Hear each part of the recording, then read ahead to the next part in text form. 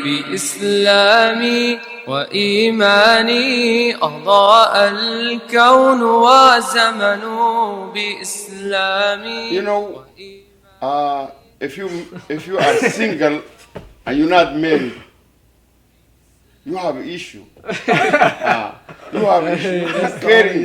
You're carrying with the issue your life, and you need that issue to solve, because Allah subhanahu wa ta'ala created as a man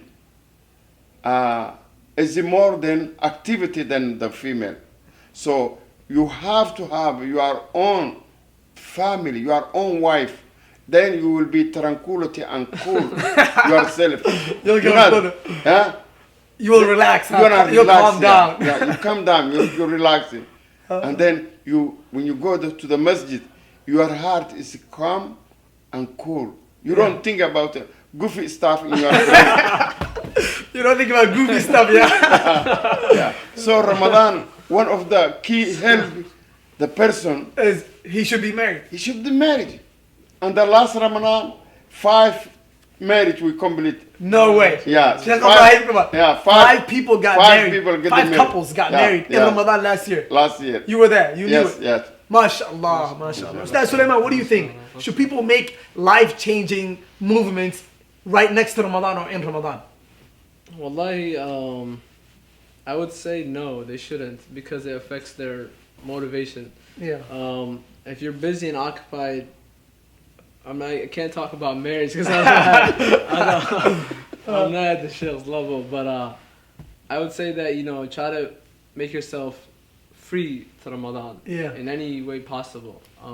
I know a lot of brothers, subhanAllah, maybe this question's coming up next, but a lot of brothers actually even go to Umrah for a whole month, leave their families, leave everything, so they could be occupied with the remembrance and the dhikr of Allah subhanahu wa ta'ala.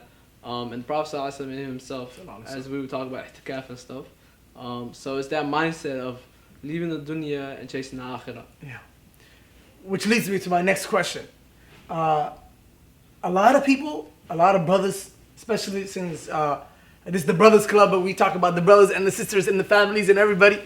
But since it's kind of huge for the brothers to do i'tikaf, a lot of brothers don't do i'tikaf anymore. I'm speaking by myself. Even though I'm at the masjid every day, I don't remember one year of my life where I said, this year I'm i'tikafing all 10 days. Sheikh, do you see that issue? Oh, really? Yes. That is something we're losing now, quality of the i'tikaf. If I remember 10 years ago in my life, the month of Ramadan, after 15, especially last 10 days, we was not going out. Everybody was doing i'tikaf. Was doing i'tikaf. MashaAllah. But thing is now, Shaitan has taken us slowly by slowly. So we pray Tarawih, we say that's enough. We come to Fajr, but that's not enough. This month Ramadan is like, for example, somebody, the poor guy, and then he get a letter and say, tomorrow, Wells Fargo is open the door. And you can carry any baggage you wanted. The gold, the silver, the cash dollar, the 100, the 20s, whatever you wanted. So what do? How you go over there? So the month of Ramadan, Allah opened the doors of forgiveness. What is the more than person he can think about? What's your mind? You can think anyone you can think of, but when Allah subhanahu wa ta'ala says, I will forgive you this month Ramadan. And then it's very simple. So what can change your mind, or you can do anything else? What's better? And you never know, you will read next Ramadan. Subhanallah. That's a good point to end on, Sheikh. Ustad Sulaiman, do you see a lot of people not doing i'tikaf anymore as much? Yeah, I would say I see that. As you said, I think in my own life, I've done it once for 10 days. And that was a struggle itself, subhanAllah. the dunya. We've been, some people might think we're the religious brothers and stuff like that. But, subhanAllah, we're all in this environment where it's not made for that. It's living tough. in America, doing 9 to 5, especially if you have a family. Shaitan comes with you so many weapons, so many different angles, attacks you from this side, especially with doubts. You might want to do it and you see yourself getting closer to the last 10 days and you give yourself more excuses and more excuses. Yeah. Or you're in there and you get out for one day and you say, I'm going to run a quick errand and you i'tikaf. Then from there will not become consistent. But I've also seen the issue of people doing i'tikaf and not benefiting. Ooh, what do you mean by that, Ustad? People doing i'tikaf and not benefiting. What does that mean? I've seen examples of people doing i'tikaf and doing what we were talking about earlier, sleeping most of the time inside the masjid. They're inside the masjid, sleeping. You gotta be kidding me. With younger individuals, you see them talking a lot and just chatting. Yeah. All day having conversations, having fun, engaging with each other. But not a lot of ibadah. Not a lot of people, focus on the Quran. Not a lot of people praying sunnahs. Not a lot of people. But you see people there with They're in the blankets masjid and doing everything. i'tikaf. They got blankets on them. You're like, Akhi, it's dhuhr time. They make me do. Yeah, right. The Right brothers doing i'tikaf. Yeah, you waking them up for You're dhuhr. waking them up for dhuhr. You're saying salat time. Oh my goodness. So I've seen that. But wallahi, if we did take advantage of Ramadan and i'tikaf and the remembrance, it's something that will last you for the next 11 months, as the Shaykh suggested and told us. You only have this month and you don't know if you're going to reach it next year. So you never, They say in American terms you only live once, so make the best ibadah out of it. MashaAllah, MashaAllah. Sheikh, what is the best advice that we can give to our brothers and sisters out there that are watching, that Ramadan is just about to come up? What is one encouragement, one advice that we can give everybody? The best advice I can say myself and my brothers and sisters, put your heart, this Ramadan is a Ramadan Allah subhanahu wa ta'ala forgive you, and your name is the list of the Jannatul Firdaus. So work it and ask every single minute Allah subhanahu wa ta'ala to protect you and to lead you for good thing. It can lead you maghfirah of Allah subhanahu wa ta'ala, forgiveness, and to be kind and mercy.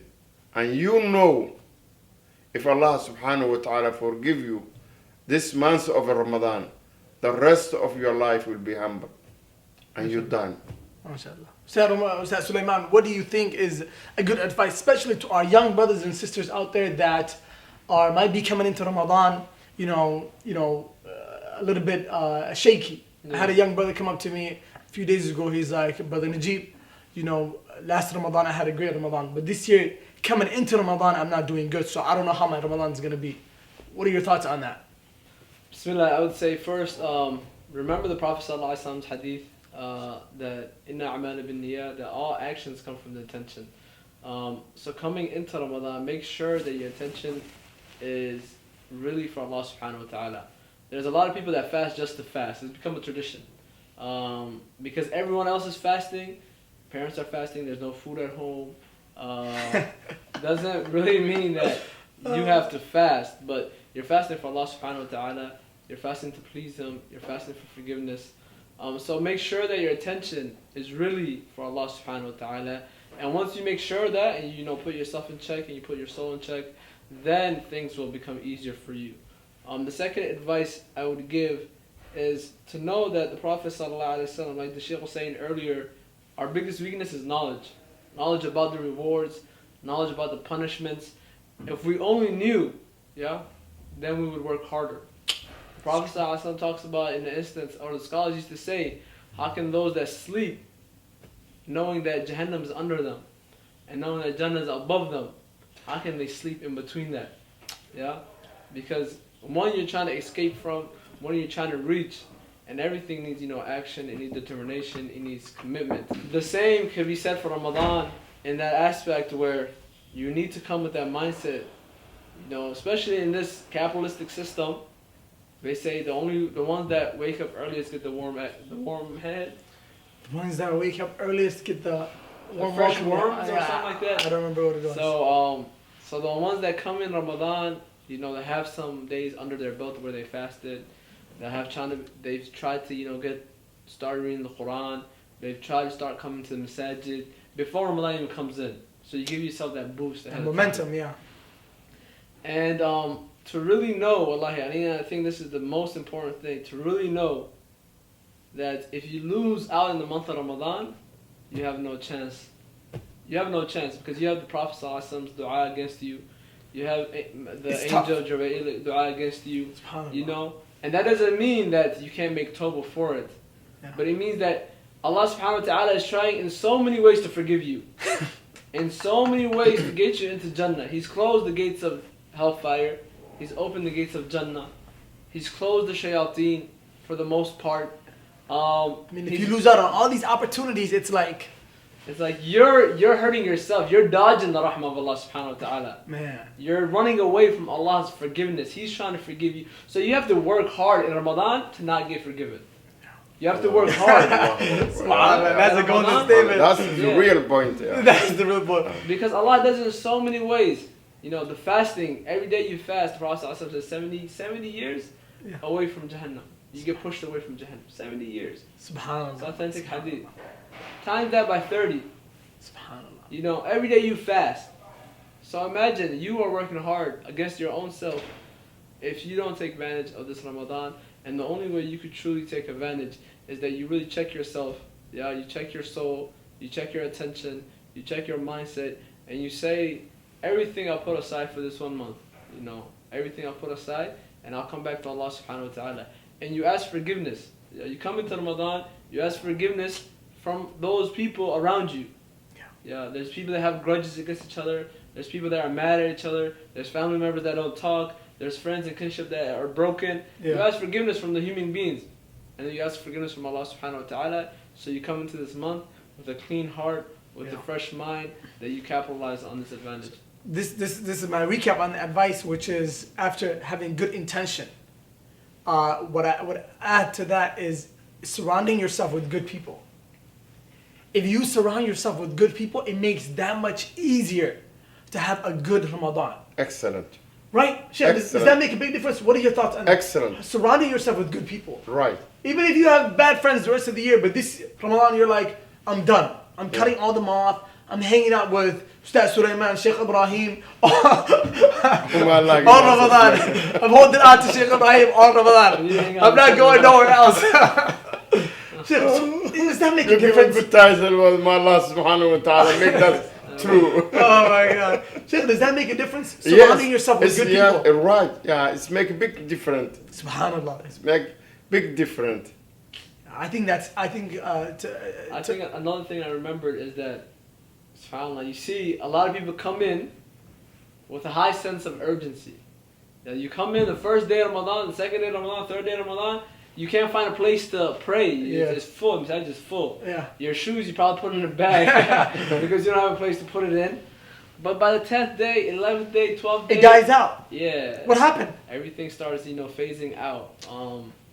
So to make sure that you don't just follow the crowd, lose momentum. You don't lose momentum because of the crowd or the people or once it's for Allah subhanahu wa ta'ala, once it's for your own betterment, once it's for your forgiveness, then you know that, nothing else matters. You come every day, all day, however much, but don't come out. The Prophet ﷺ says that Allah loves the deeds that are consistent.